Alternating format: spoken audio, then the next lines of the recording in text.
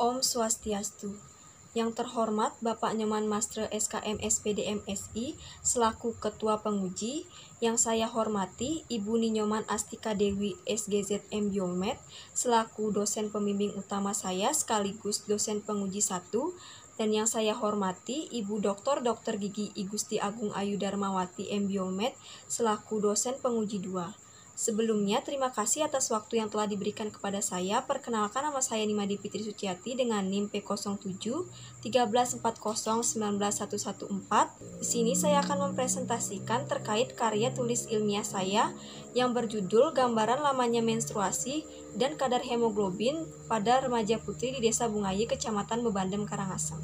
Adapun topik bahasan yang akan saya bahas yaitu yang pertama bab 1 pendahuluan, bab 2 tinjauan pustaka, bab 3 kerangka konsep, bab 4 metode penelitian, bab 5 hasil dan pembahasan, dan yang terakhir bab 6 simpulan dan saran. Pada bab 1 pendahuluan, saya akan menjelaskan terkait latar belakang masalah di mana hemoglobin merupakan komponen penting yang terdapat dalam darah yang digunakan sebagai parameter untuk menentukan prevalensi anemia. Kemudian, anemia merupakan kondisi berkurangnya sel darah merah sehingga tidak mampu memenuhi fungsinya.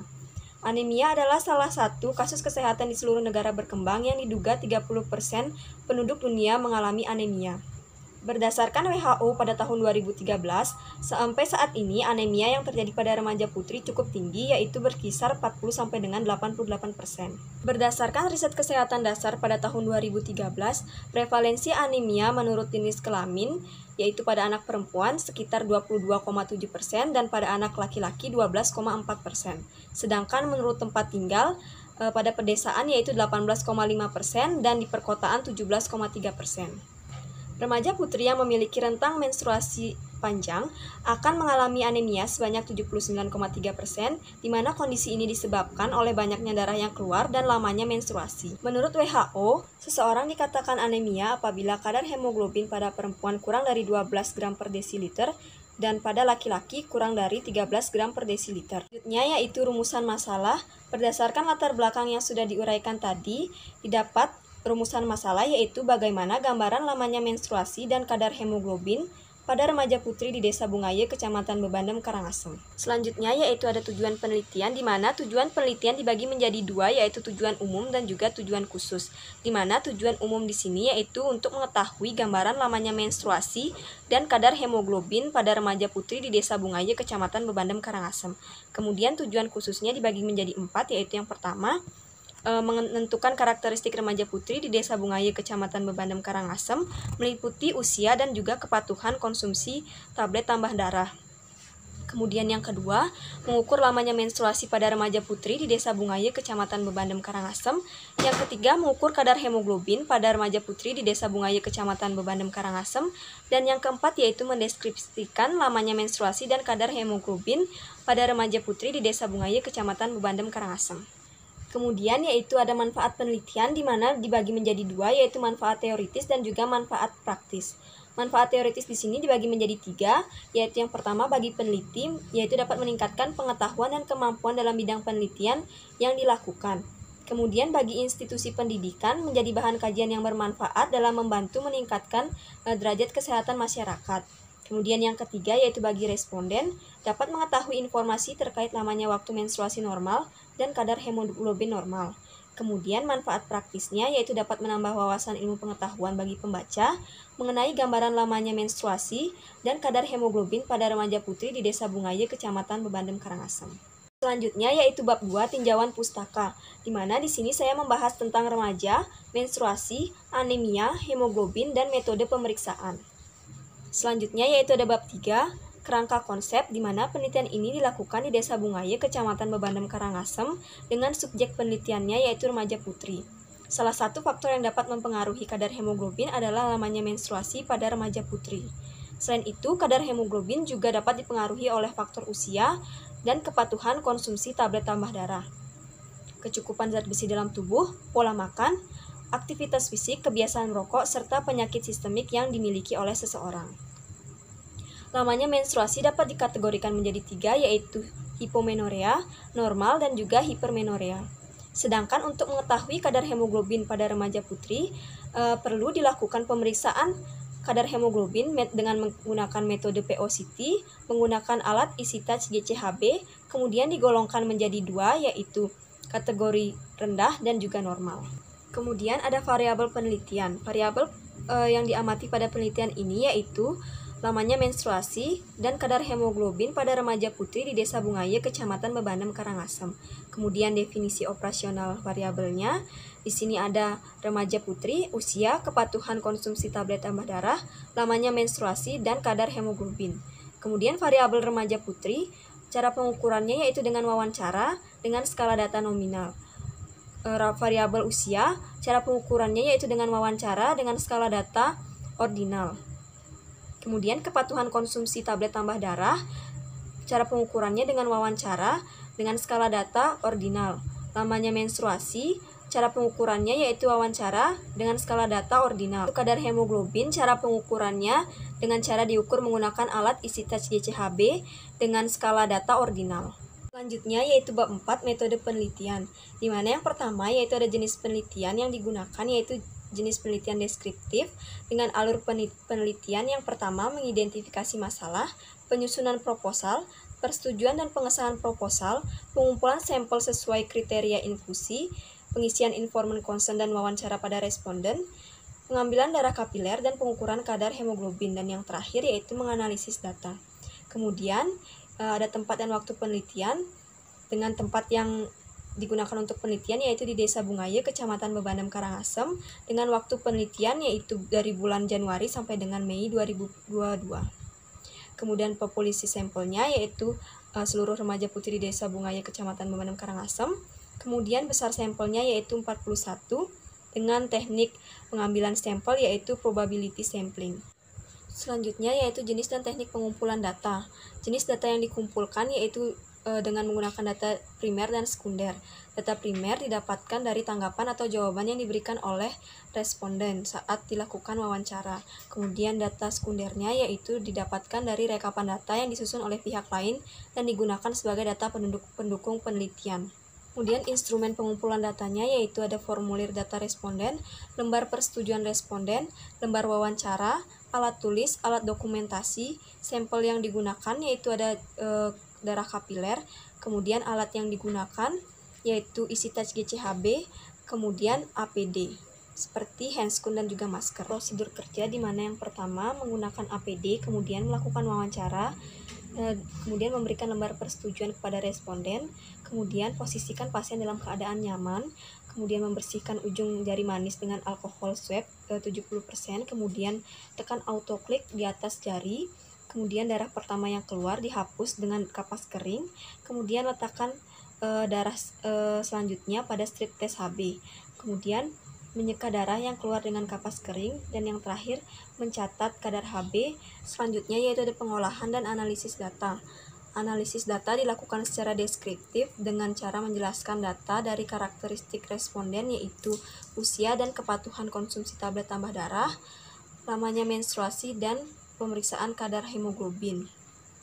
Kemudian, hasil jawaban dari responden tersebut direkapitulasi dan dianalisis menggunakan analisis univariat dengan rumus persentase yang ada di slide. Kemudian yaitu ada etika penelitian yaitu beneficient, non-maleficient, autonomi, dan juga justice. Lokasi penelitian di Desa Bungaye, Kecamatan Bebanem, Karangasem, terdapat 7 banjar dinas, 5.202 jiwa penduduk, dengan jumlah laki-laki 2.717 dan jumlah perempuannya 2.485 dengan jumlah kakak yaitu 1.800. Karakteristik subjek penelitian di mana tabel 3 dijelaskan jumlah remaja putri terbanyak terdapat pada rentang usia 18 sampai dengan 21 tahun dengan jumlah 20 dengan persentase 48,78% dan jumlah remaja putri paling sedikit terdapat pada rentang usia 15 sampai dengan 17 tahun dengan jumlah 9.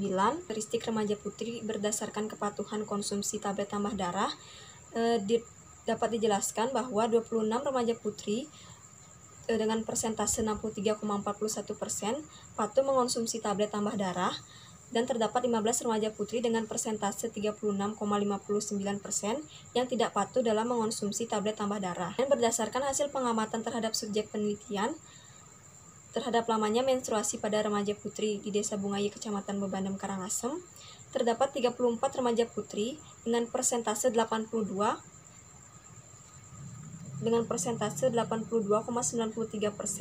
mengalami lama menstruasi normal, dan terdapat 2 remaja putri dengan persentase 4,88% yang mengalami hipomenoria.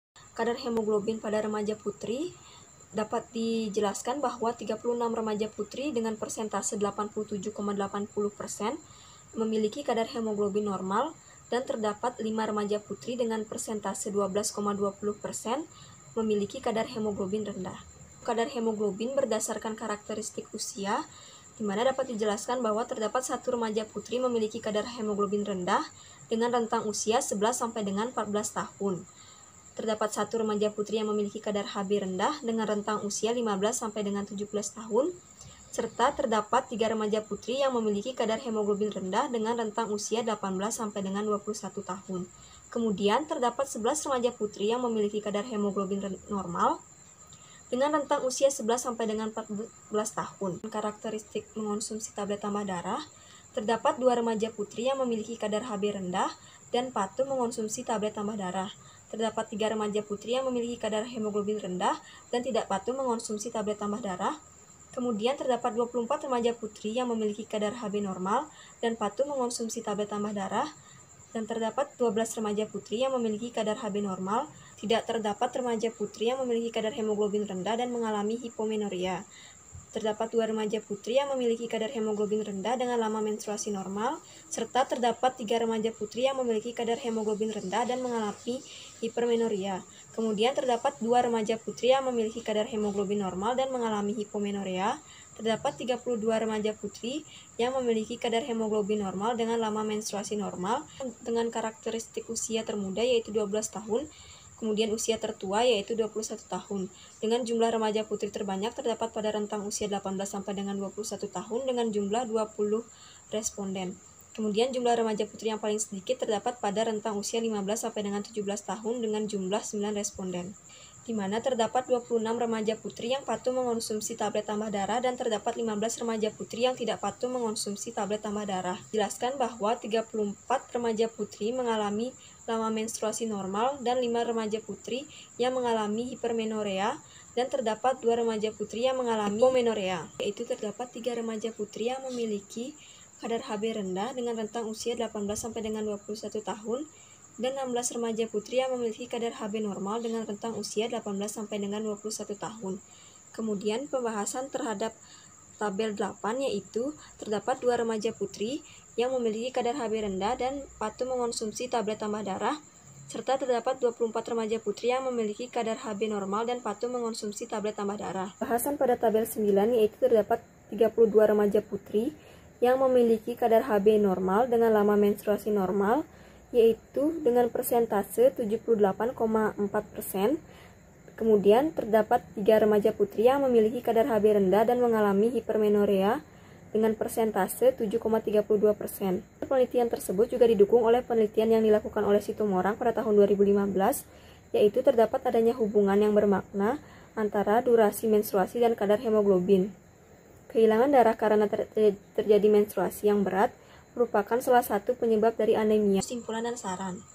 Kesimpulan yang dapat diambil dalam penelitian ini yaitu hampir setengah remaja putri berada pada rentang usia 18 sampai dengan 21 tahun dan sebagian besar remaja putri patuh mengonsumsi tablet tambah darah. Yang kedua, hampir seluruh remaja putri mengalami lama menstruasi normal. Yang ketiga, hampir seluruh remaja putri memiliki kadar hemoglobin normal. Yang keempat, hampir setengahnya remaja putri dengan rentang usia 18 sampai dengan 21 tahun memiliki kadar Hb normal. Sebagian besar remaja putri memiliki kadar Hb normal dan patuh mengonsumsi tablet tambah darah, serta hampir seluruh remaja putri memiliki kadar Hb normal dengan lama menstruasi normal. Remaja putri diharapkan untuk melakukan pemeriksaan kadar Hb secara rutin dan memperhatikan kepatuhan konsumsi tablet tambah darah sesuai dengan aturan yang dianjurkan, yaitu 1 tablet per minggu dan 1 tablet per hari apabila sedang menstruasi. Terima kasih, saya tutup dengan Paramesanti. Om Santi Santi Santi Om.